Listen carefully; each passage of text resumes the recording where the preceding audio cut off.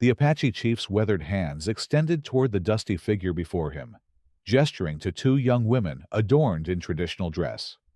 "Choose," he said in broken English. "Both are yours."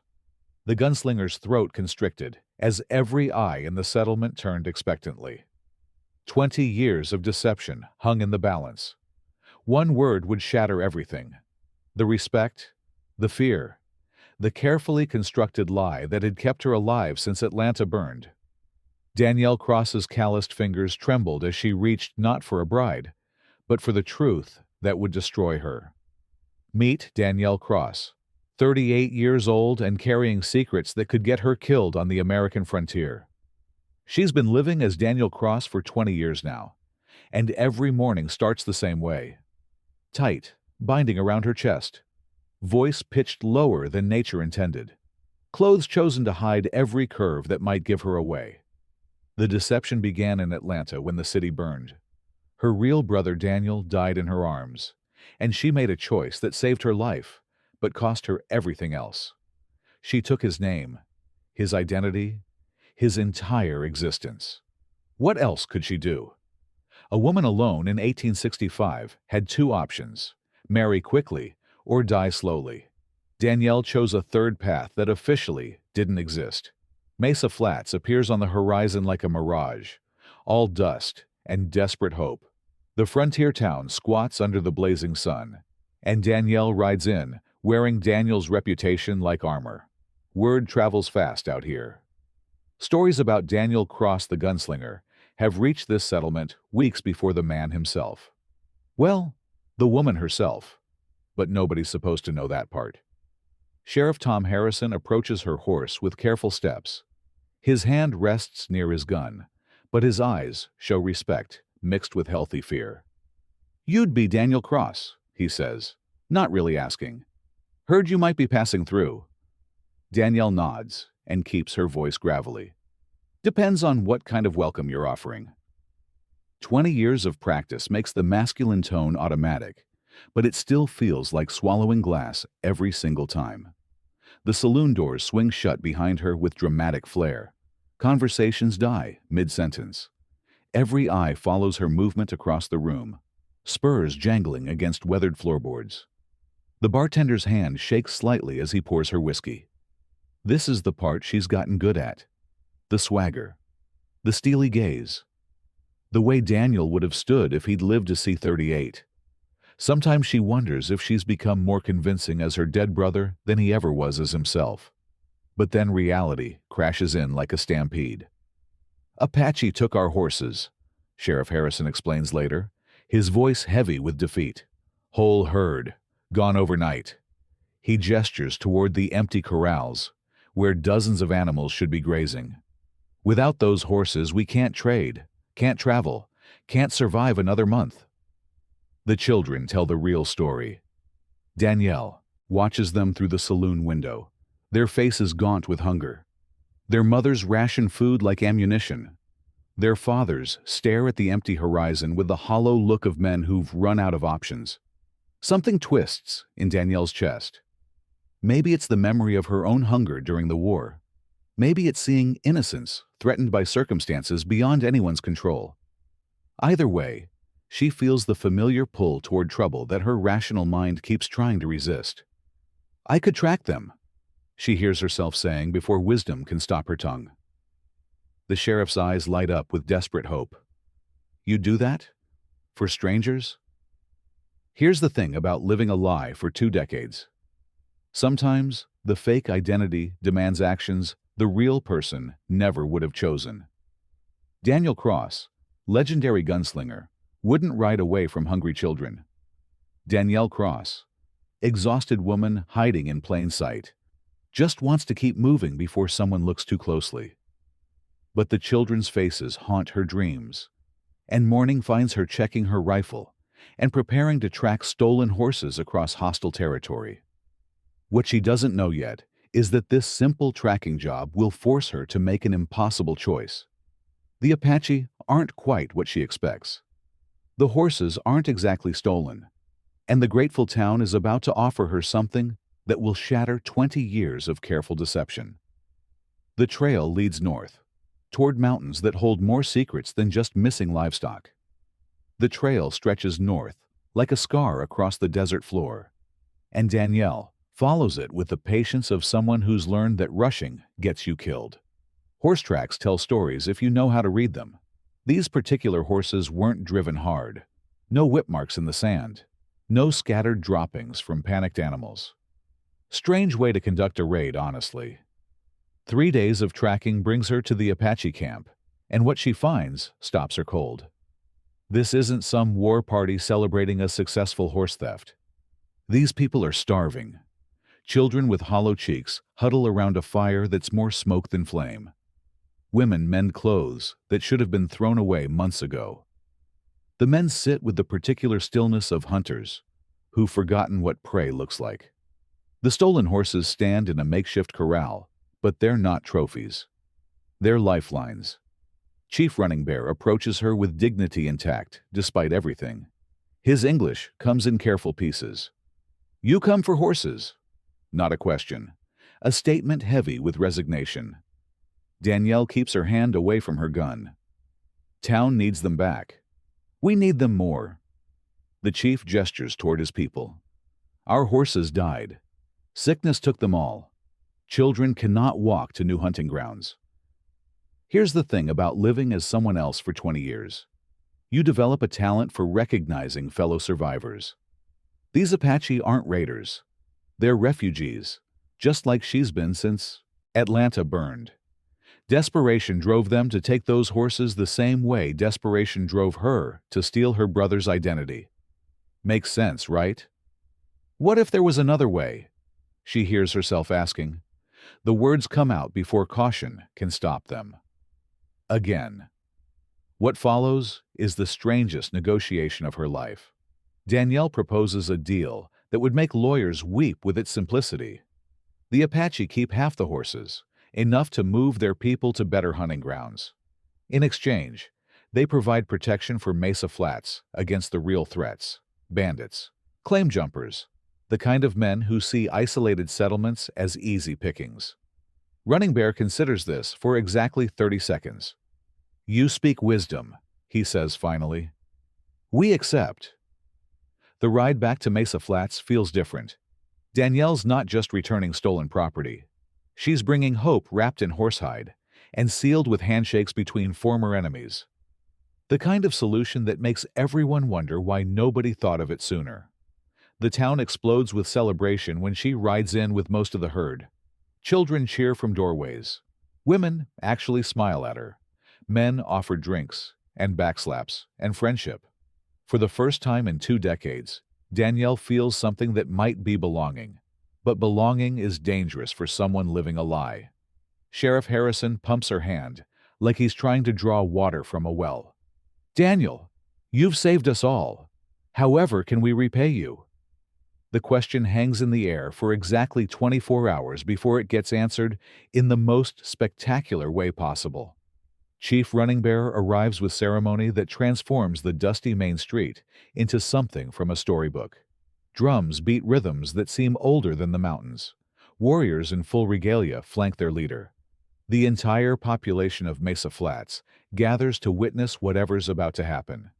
2 young women walk beside the chief with grace that makes the desert wind seem clumsy by comparison.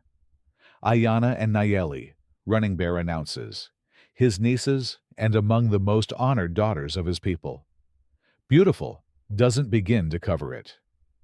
These women carry themselves like queens, who happen to be slumming in the physical world. "For the man who brought peace between our peoples," Running Bear declares in English that suddenly seems much more fluent than before, "I offer the greatest honor. Choose one of my nieces as your bride. Or, if your heart is large enough, take both." The crowd falls silent, with the particular hush reserved for witnessing history. Danielle's throat closes like someone's wrapped a rope around it. 20 years of careful deception crystallize into this single moment. Every eye in 2 cultures focuses on her with expectant joy.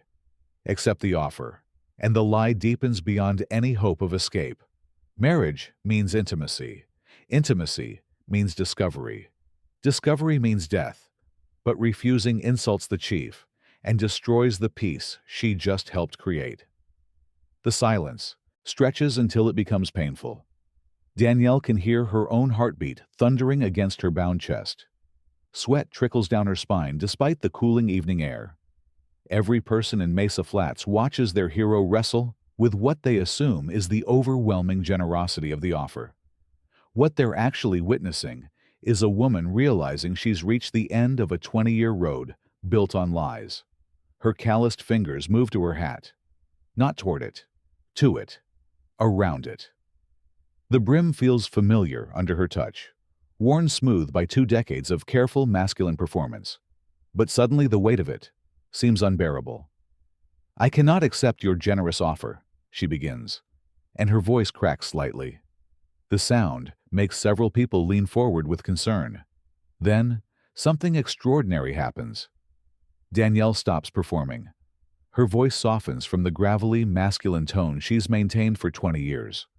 Her shoulders relax from the aggressive posture Danielle Cross always carried. She removes her hat, and hair the color of autumn wheat spills down past her shoulders. "I cannot accept," she continues in a voice that finally matches her soul, "because I am not the man you believe me to be." The silence that follows could swallow sound itself. "My name is Danielle Cross," she says, each word falling like stones into still water. "I am a woman." What happens next defies every prediction. The Apache sisters exchange a look that speaks volumes. Later, Danielle will learn they suspected something from the beginning. Women recognize women, regardless of costumes. But the townspeople? They fracture like glass hitting stone. Some faces show betrayal, others confusion. Sheriff Harrison's mouth opens and closes without producing sound. The preacher looks like he's witnessing the apocalypse in real time. Children stare with the frank curiosity reserved for discovering that adults have been lying about something fundamental. Chief Running Bear studies her for a long moment. Then, impossibly, he smiles. "Ayanna and Nayeli may still choose," he says calmly. "Courage has no gender in the eyes of the spirits." The crowd erupts into chaos. Voices rise in argument. Some defend her actions. Others demand explanations. A few call for her immediate exile. The celebration transforms into something that teeters between town meeting and riot. Danielle stands in the center of it all, finally herself for the first time since Atlanta burned. Terrified, exhilarated, waiting to see if the truth will set her free or get her killed.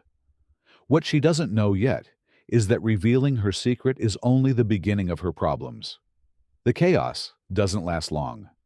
Mesa Flats divides like a river hitting a boulder, and the split runs deeper than anyone expected. Sheriff Harrison plants himself firmly in Danielle's corner. "She saved our children," he declares to anyone within earshot.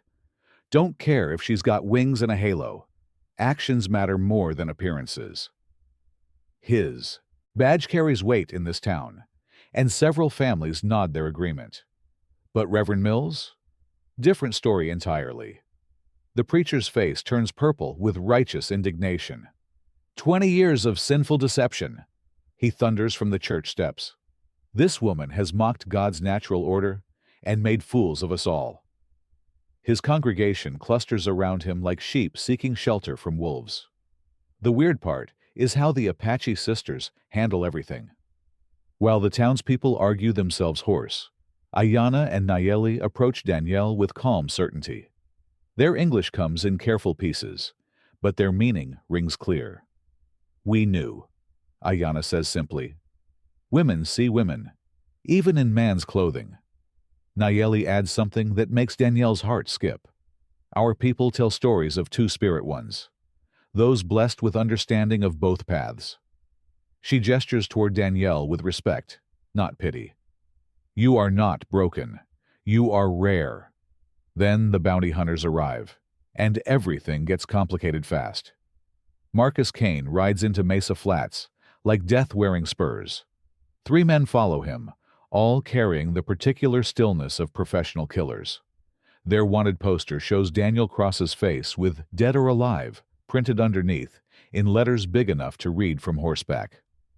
War crimes, Kane announces to the assembled crowd. Massacre of a civilian family in Georgia, 1864.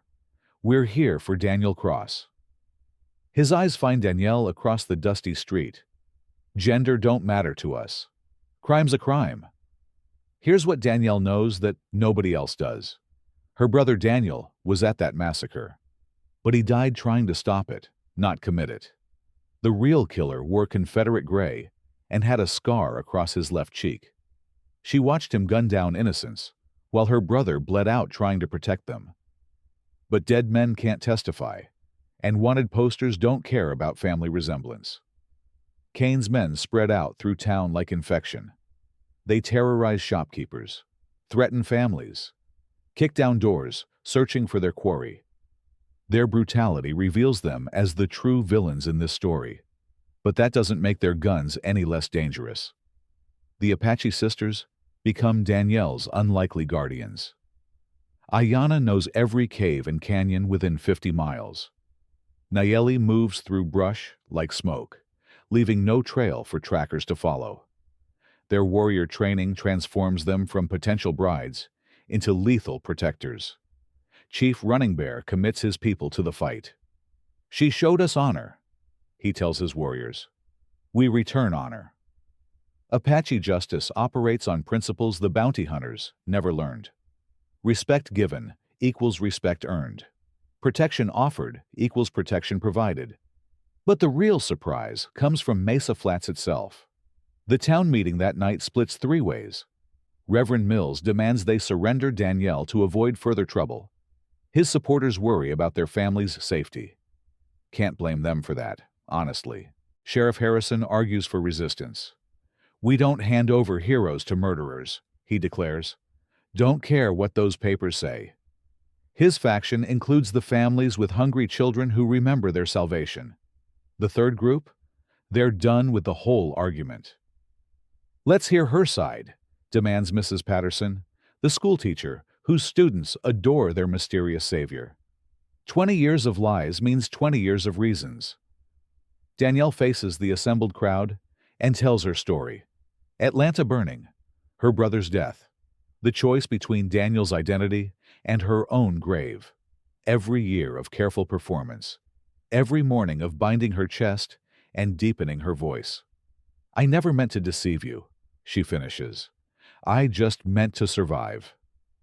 Mrs. Patterson stands first, then the sheriff, then the families whose children no longer go hungry. One by one, Mesa Flats chooses its unlikely hero over the bounty hunter's blood money. What happens next changes everything, but not how anyone expects. The showdown comes at dawn, because apparently drama has a schedule to keep. Marcus Kane and his men position themselves in the street like they're posing for a daguerreotype. Send out Daniel Cross, Kane shouts, or we start shooting townspeople until someone gets cooperative. That's when Mesa Flats surprises everyone, including itself. Danielle steps out of the saloon, but she's not alone. Sheriff Harrison flanks her right side. The Apache sisters take her left. Behind them walks half the town, armed with everything from rifles to pitchforks. Even Mrs. Patterson carries a shotgun that looks older than statehood. You want her? Harrison calls out. You go through all of us first. The standoff stretches like taffy until a dust cloud appears on the horizon. A cavalry unit rides into town, led by a captain who looks like he's been eating regulations for breakfast.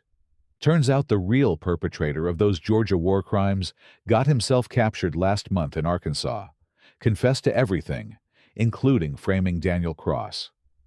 Kane's warrant just became worthless paper. The bounty hunters retreat faster than dignity allows, leaving behind nothing but hoofprints and the lingering smell of cowardice. Sometimes justice arrives fashionably late, but it still counts. What happens next changes everything for Danielle.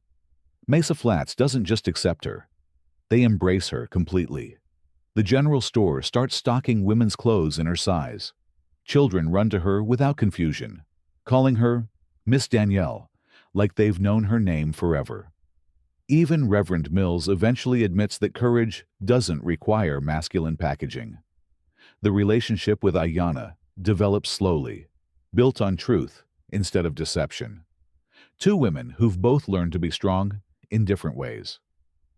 The Apache sisters become permanent residents of Mesa Flats, bridging cultures that everyone assumed would remain forever separate. 6 months later, Danielle stands in the town square, wearing a practical dress that lets her move freely. Her hair flows loose around her shoulders. Children chase each other between her legs, while their parents discuss business with the woman who saved their community. She's found something she never thought possible after 20 years of hiding. A place where she can be exactly who she is. Not performing masculinity, not apologizing for femininity. Just being Danielle Cross, the woman who chose truth over safety, and discovered that sometimes the whole world changes when one person stops lying. The frontier has room for all kinds of heroes, apparently.